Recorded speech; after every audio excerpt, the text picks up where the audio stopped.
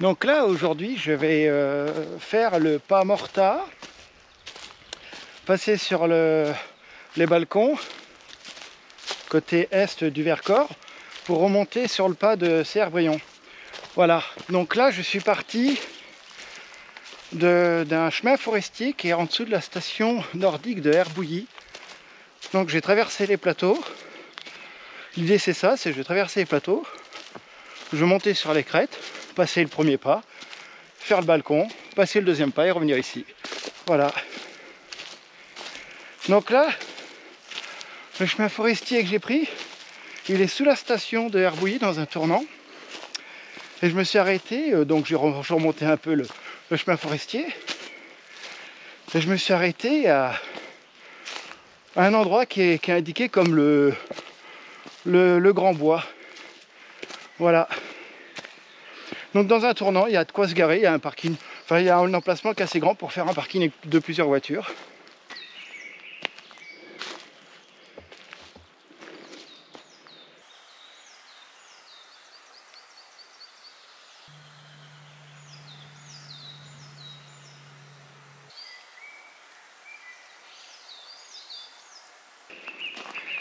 Donc là actuellement je traverse une grande forêt d'épicéas.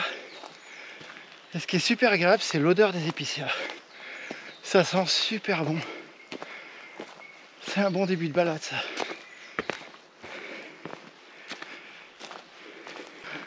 Alors, je suis pas tout seul pour faire cette rando.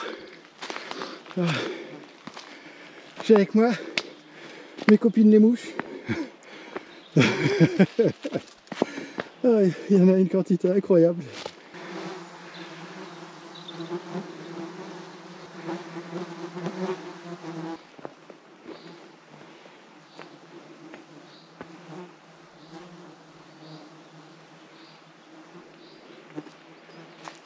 Donc au col de Sarna, je pars à droite.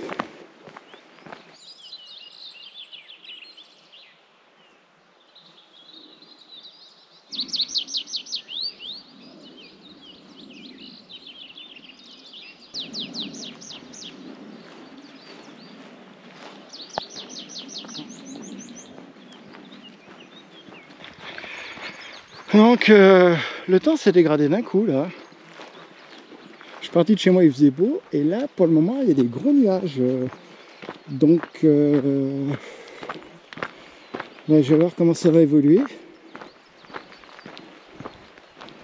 Voilà, je suis un peu dans l'expectative là.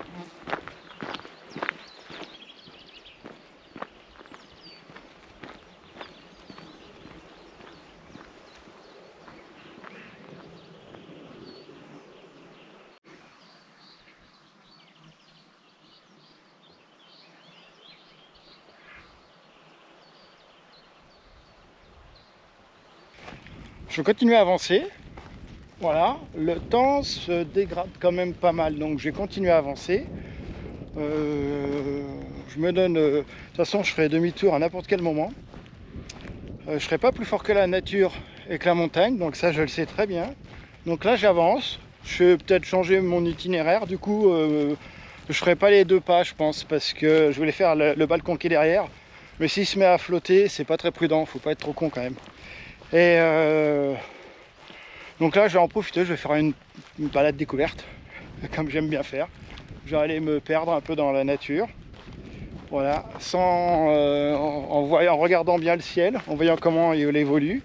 Parce que si je viens que ça devient vraiment merdique et que ça devient orageux, je me dirige direct vers le retour. Voilà, mais je m'en lasse pas de le voir, de voir la nature, à chaque fois, je vais peut-être vous saouler parce que je le dis sans doute à toutes les vidéos, mais je trouve ça tellement beau et tellement merveilleux qu'à chaque fois je m'en lasse pas. Par n'importe quel temps, je trouve qu'il y a toujours un truc à voir, des plantes, des insectes, des animaux, la végétation, les différentes couleurs entre les épicéas, les hêtres et les autres arbres. C'est génial, il n'y a rien à dire. Même voir les sommets, là, les nuages qui commencent à griser un peu toutes les couleurs. Du coup, ce qui était flamboyant, ce qui était qui était très coloré ce matin avec le soleil, c'est une dominante de gris maintenant au niveau des teintes des couleurs. Les crêtes restent magnifiques. De toute façon, les pas et la vire, enfin le balcon, je le ferai, ça c'est sûr que je le ferai. Parce que depuis un moment j'ai envie de le faire et ça fait plusieurs fois que je le fais pas à cause de brouillard, enfin mauvais temps quoi, brouillard, pluie ou temps qui arrive un peu perdique. Je le vois, j'avance. Si ça se trouve, ça va se lever. Donc je reste optimiste. Parce que de toute façon, il y a toujours quelque chose d'intéressant à regarder et à voir dans la nature.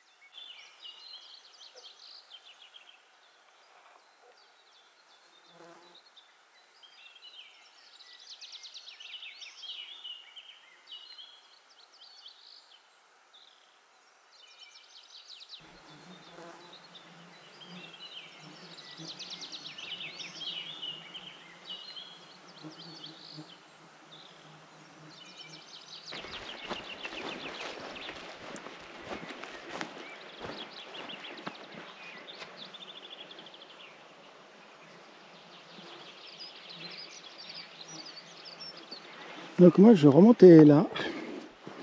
Je vais prendre direction Corançon. Arrivé, je pense, ça doit être à peu près au sommet de cette petite butte. Je vais prendre à droite. Il y a un petit sentier.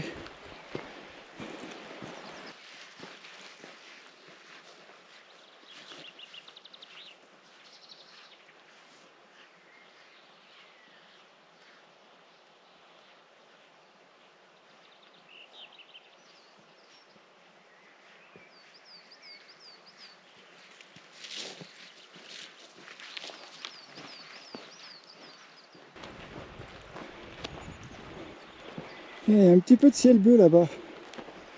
Bah ça se trouve, je vais pouvoir faire cette balade. De toute façon, je continue tranquillos. Puis je verrai bien, je suis ouvert à toute proposition de la nature.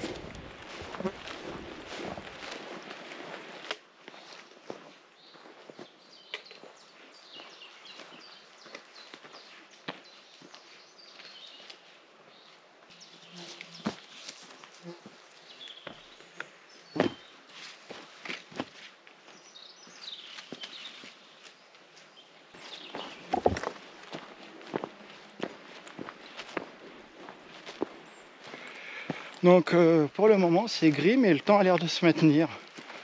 Ouais, ça évolue pas trop.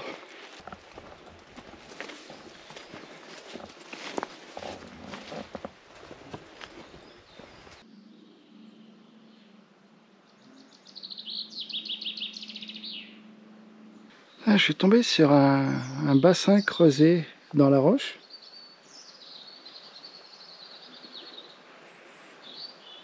Et au fond il y a plein de tritons.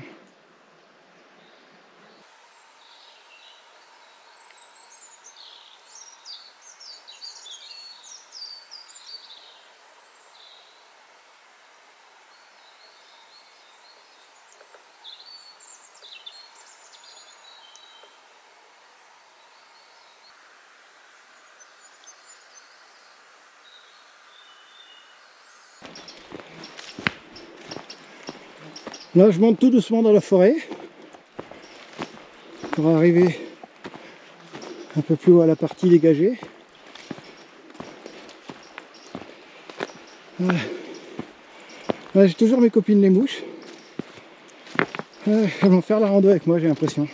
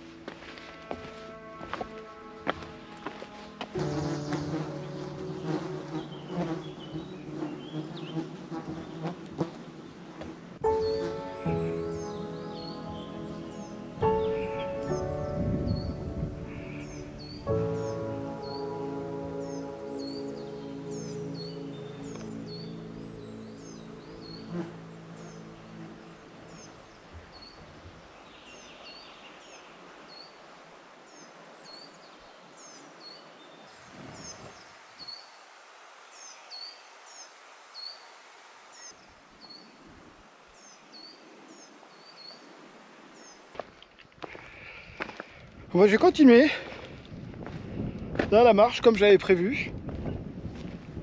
Et puis le beau temps est arrivé. Bon, c'était prévu qu'il devait arriver, mais à un moment j'ai eu un doute.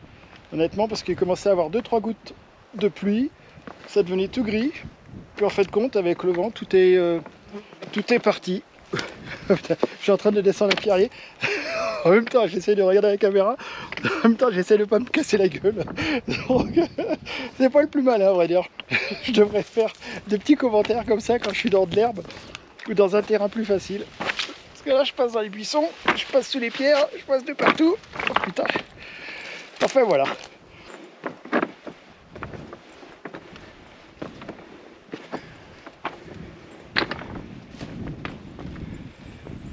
C'est une randonnée où là il y a une grande partie, je cherche le chemin. Voilà, parce qu'il y a plusieurs chemins. Il y en a qui s'arrêtent, il y en a qui redescendent. Ça m'intéresse pas ceux qui redescendent, bien sûr. Donc je cherche un peu là. Donc un peu sous le pas, je suis en train de faire un petit peu des allers-retours.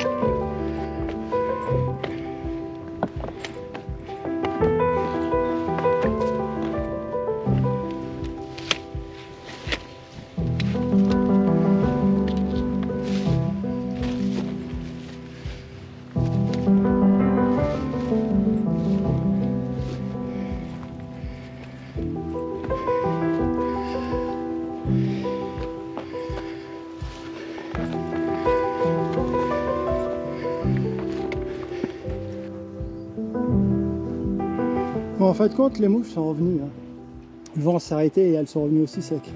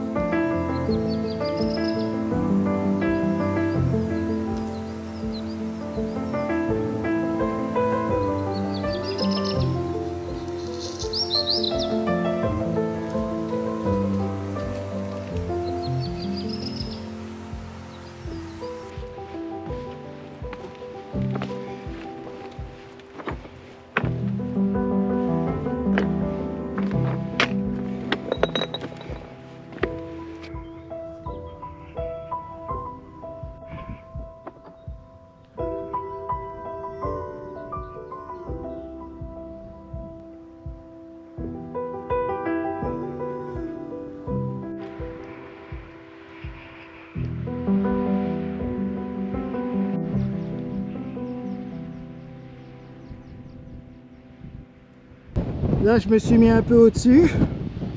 C'est pour montrer la descente du Pas Mortard.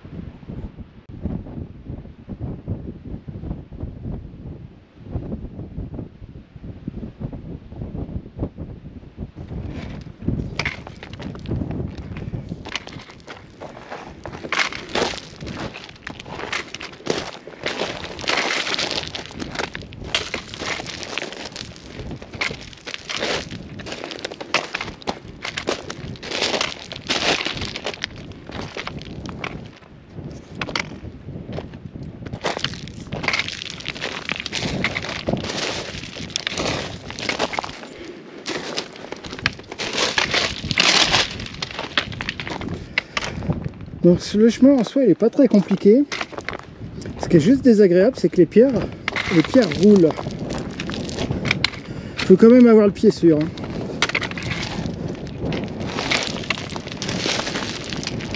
Et puis pas avoir peur de la pente. Mais mis à part ça, ça va.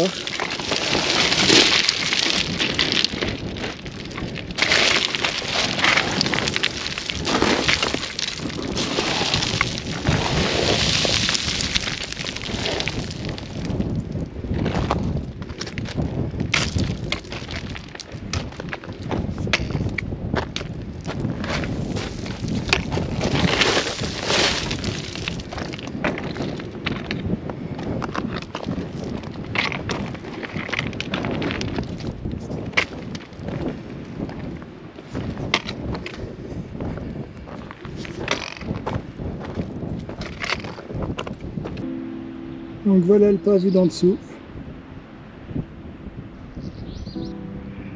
Et le bas du pas. Là je suis à peu près au milieu je pense.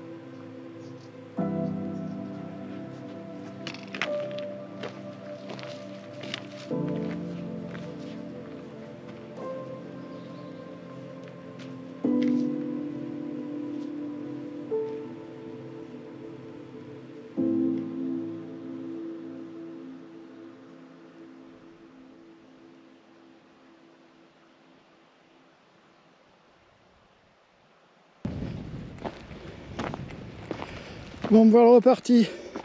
Là, j'ai fait une petite pause à la cabane de Pérouse. Et puis, ça fait du bien.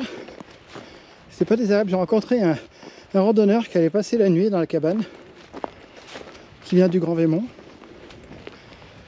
Et voilà, donc là, moi, il faut que je fasse maintenant la vire et que je passe le col de Cerbion pour être du bon côté Vercors pour trouver ma bagnole.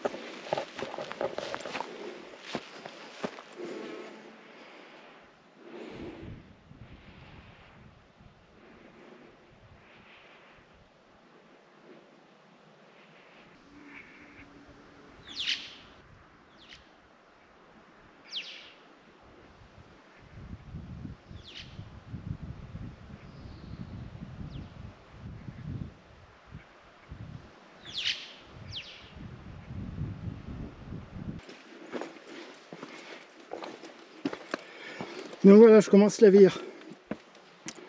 Donc ça commence par plein de crottes de bouquetin.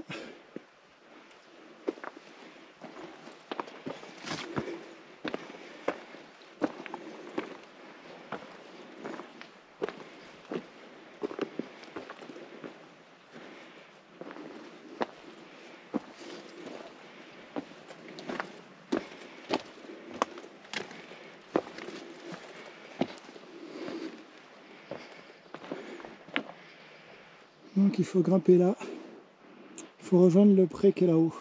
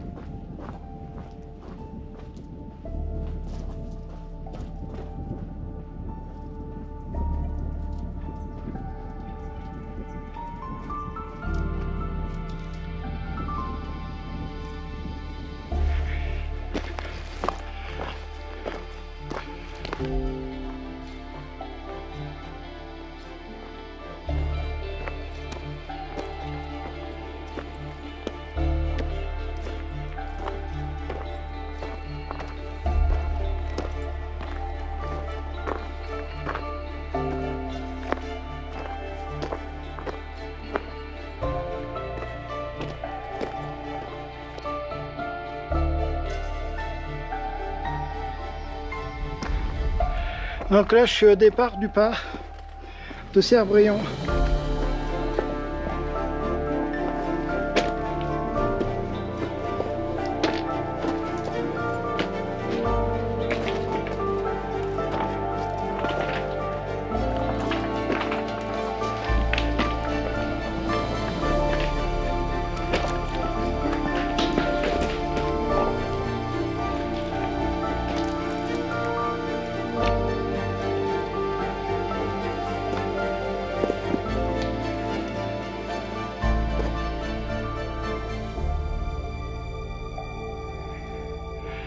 Là j'ai encore tout ça à grimper.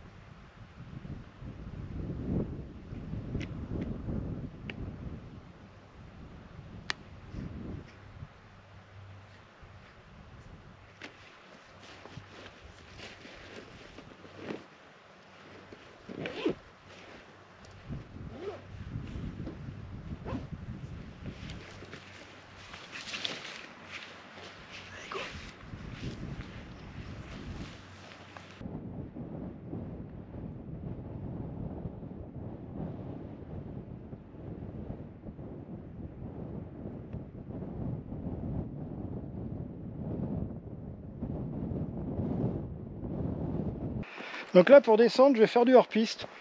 Sur la carte il y a un chemin qui est indiqué, je le vois pas. Déjà même pour la montée je trouvais que c'était assez merdique au niveau chemin. Il y avait un truc indiqué, mais des fois ça disparaissait, des fois ça revenait. Donc là je vais faire un peu à ma sauce. Je sais que si je vais tout droit je retombe sur le GR. Donc je vais prendre un peu cette direction là. Après je verrai, hein. Voilà, je m'affole pas. Couper ça me dérange pas. Le truc c'est dans le Vercors, c'est que des fois on suit un itinéraire, on pense être bien, puis paf on tombe sur une barre rocheuse, sur une faille. Bon là ça sera plus une barre rocheuse vu la hauteur où je suis. Donc il faut faire un détour. Voilà, même s'il y a des arbres, des fois en forêt il y a des petites falaises. Donc il faut les contourner. Donc mais là je m'affole pas, je descends puis j'irai bien.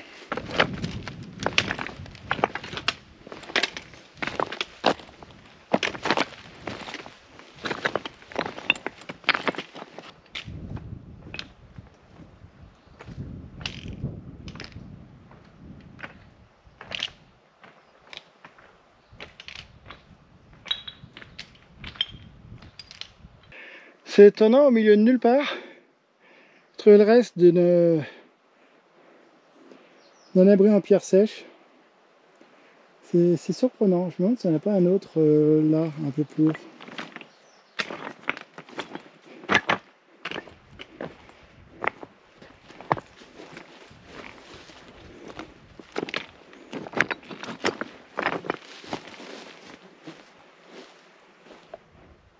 Peut-être, je sais pas. Ouais, ça fait quand même mur construit par l'homme. Ouais, c'est quand même étonnant.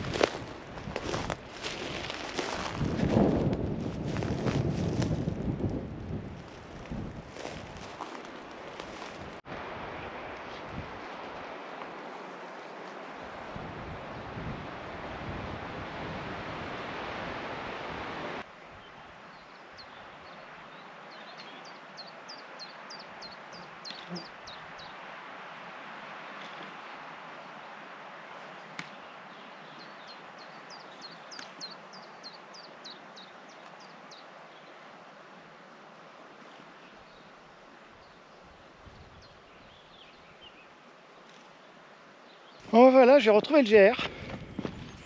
Donc un chemin nickel tout tracé. La descente c'était un peu chiant, j'étais souvent dans la pierraille, dans les pierriers mouvants et tout. Voilà, c'était sans intérêt quoi. Et puis même si je dois faire un petit retour, la Vire c'était la première fois que je la faisais. Eh ben j'ai été déçu, elle est super courte, je l'attendais à une vire plus longue et tout. Oula, il y a une racine, j'ai failli me voir très méchant. Et parce que le chemin est comme ça, il y a plein de racines.